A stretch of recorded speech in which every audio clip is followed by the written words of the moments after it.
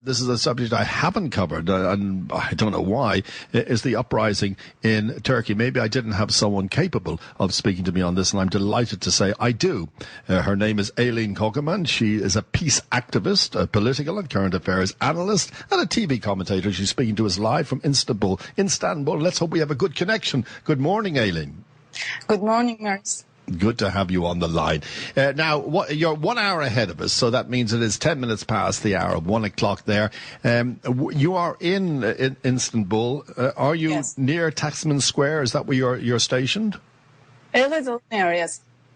Tell me, we've seen an upsurgence last night of the troubles. We saw the police going in there with tear gas and water cannons. How does it look today? It looks like the same. It's worse, I guess.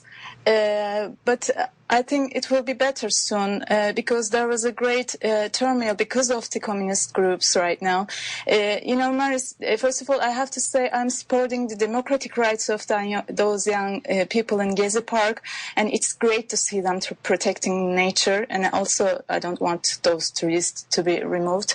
But at the same time, they have demands from Prime Minister Erdogan, and they are also very justified.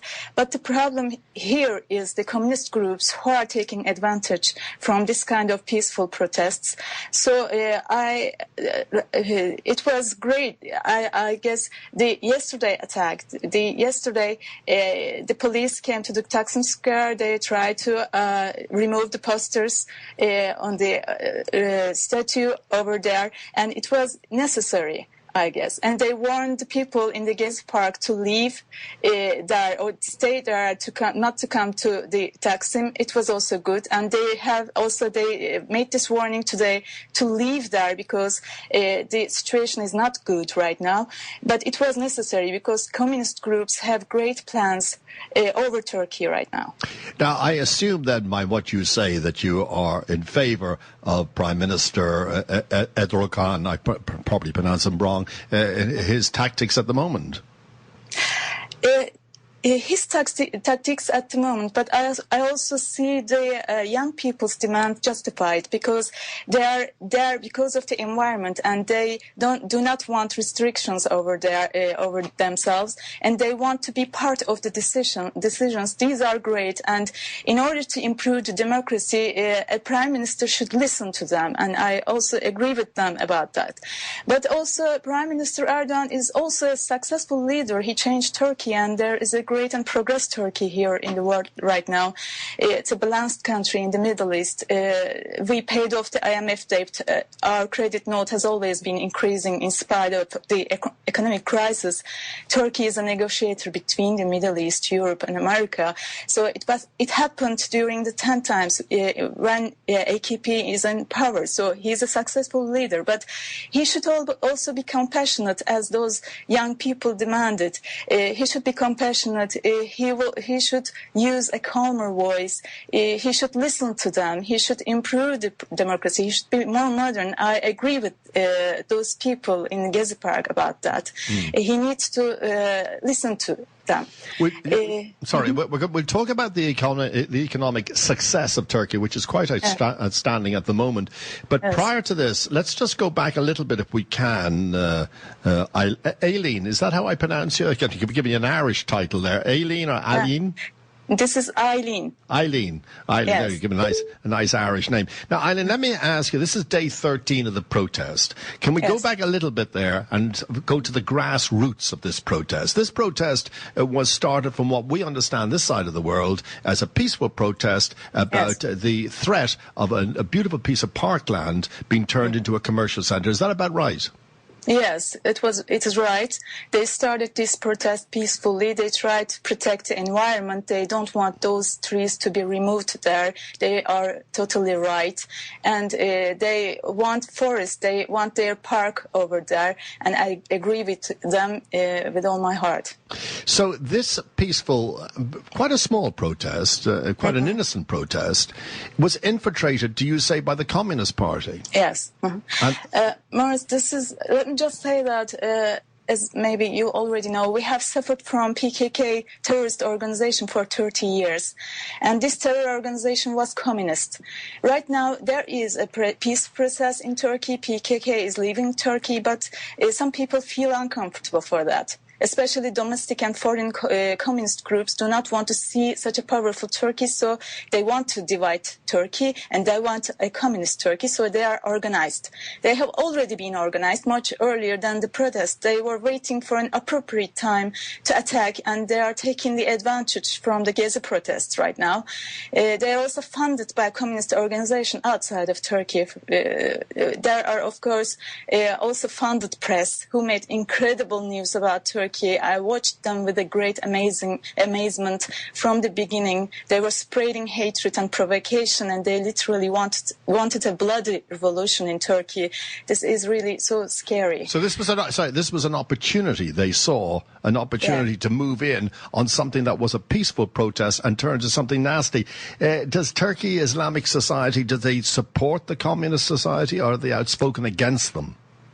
No, nobody is supporting the communist society. Everyone is against them. But right now, because of the protest, they look like they are together. And it gives a great damage to this country. The communist groups are in danger in Taksim. They created violence from the beginning. They tried to raid into the police station, and they also raid into the official buildings. If police did not stop them, they would go into those buildings, and I'm wondering what would they do if they managed to enter. They burned vehicles, they gave damage to the press vehicles. That was not the peaceful protesters. They were all communist groups. You know, it's always the same. I'm delighted, Aylin Kocaman, talking to us live from Istanbul. It's always the same, Aylin. Always the same. That what starts out to be a peaceful protest, for somehow the sort of, I'm not going to start calling people names, but some of these troublemakers, that's probably the best way, infiltrate this and turn what's into a peaceful, and we all agree, I think you agree as well, as being a peace activist, for peaceful demonstration, they turn to something nasty. But we got to take your Prime Minister, Erdogan, and say that he has done a great job in Turkey. He has done a great job with the we talked about the economy earlier. Annual gross domestic product in the country at about 75 million people is around $800 billion, putting it in the par with wealthy countries like Switzerland and the Netherlands. And you've got to take into consideration its neighbours. In contrast, neighbours who are in financial turmoil, Greece and Cyprus, for example. How has he done this? I guess Turkey, from the beginning, democracy is a great advantage of Turkey, in fact, because Turkey is a Muslim country, but at the same time, there is democracy in this country. There is no Marxist threat in Turkey. As you know, there are Arab socialist countries in the world, and they were all under the Marxist regimes. And this is not a danger in Turkey. And after AKP came into power, there were some kind of terrorist deep state within a state has been revealed. And after that, Turkey progressed. Really progressed, and Erdogan made good negotiations with the Arab nations, and then he has a good relationship between the European countries and also America. This also gave a great opportunity to Turkey, and Turkey knew its place as a negotiator between the Muslim world and the Western world. So it also gave an advantage. It is a great shame, because there has been a great risk put on what's been the good times, if you want, in Turkey. The market fell sharply, as we all know, during the first days of the protest. So have investors reacted badly to, well, they obviously have, to this unrest, and maybe the communists are achieving what they're setting out to achieve by bringing the country to its knees? Communists, in fact, communists cannot do anything in Turkey, but they are getting advantage from those kind of riots, and it's a great threat. Sometimes some of my friends from foreign press say that they are just communists, leave them and they try to make their voices heard. It's not like that. Communism is a great threat for Turkey. It may not be a threat for any other country in the world so much, but it's a threat for Turkey. So they need to be oppressed in many ways. Of course, not with violence. I'm against all kind of violence. We need to eradicate their mindset with education. It's a must. I'm always struggled for this. I'm always writing columns about this. It's a great necessity. But right now, their violence should be stopped in many ways. And Turkey and also people in the Gezi Park and people who are opposed AKP power, AKP government, need to know that there is a greater threat in this country. It is a great shame because talking about the economy, we also know Turkey to be a country that attracts tourism. You're at the height, coming into the height of your tourist season right now. Do we have any figures? Has there been a fall? I mean, I'm sure people are slightly worried about flying into Turkey at the moment. Yes, I heard about that. There is a fall about that, but I guess there is no danger here because the hot point is the Taksim here, Istanbul. We are in Istanbul, and everywhere is peaceful right now. But as I said, some of the foreign press make a great provocation throughout the world, and it was not nice. And because of them, I guess it will affect the economy and tourism. You know, that's the problem with the foreign press is that, you know, you take, I've covered this quite a lot on my own show, but you take a country like America, for example, who love success. Unfortunately, this side of the world, we seem to like to build people up and then destroy them. And the same with countries that seem to be doing better than we are, if you know what I mean. It seems to be able to, especially in the tabloid press, that we seem to be able to pull them to their knees, where Turkey now needs some love and support, I suppose. And tell me, what about the normal Turkish people who are demonstrating in the square? Are they separating themselves from the communists, or have they pulled out of the square and left it just up to the communists now? They're aware that these communist groups are dangerous. It's good because we have been warning them since the starting point of this protest. We told them that they are you need to be separated yourselves from them because they are dangerous, and now they know that. It's good.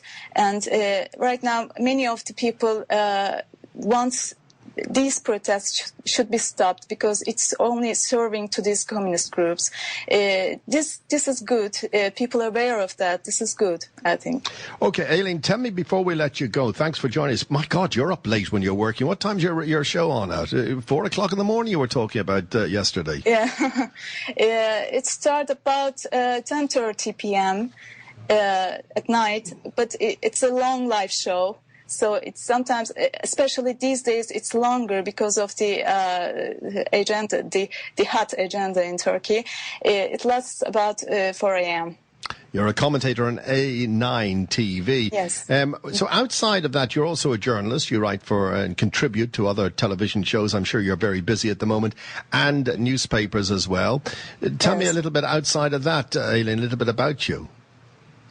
I'm a columnist on El Ahram Weekly and also Ashraq Al Afsat in Arabic and also Haber Hilal in Turkey. I'm also writing for the Gulf Daily News, Jerusalem Post and Washington Post from time to time. And I am also executive producer and also host of Building Bridges program in English. Okay, so maybe you can give me a job. That would be nice.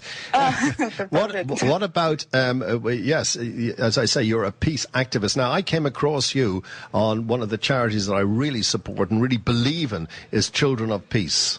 Yes. And that's how I came across your name and then started hunting for you to try to get hold of you desperately yesterday. And I'm delighted, Aylin, I did get hold of you, and I hope that you don't regret coming on the show with me today.